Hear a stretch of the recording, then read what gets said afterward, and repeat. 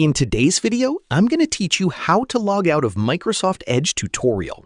If you're using a shared computer or switching accounts, signing out of Edge is a smart way to keep your data private and secure. To get started, open Microsoft Edge on your computer. Once the browser is open, look at the top right corner and click on the three-dot menu.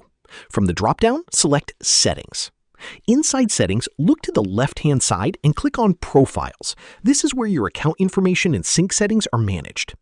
Now, find your profile at the top of the page. Next to your name, you'll see an option that says Sign Out.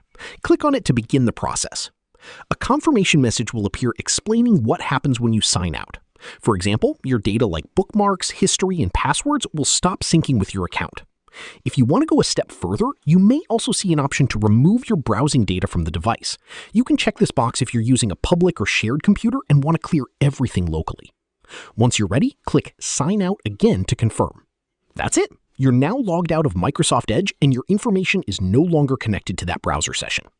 And that's how you log out of Microsoft Edge. Share this video and subscribe for more helpful tutorials.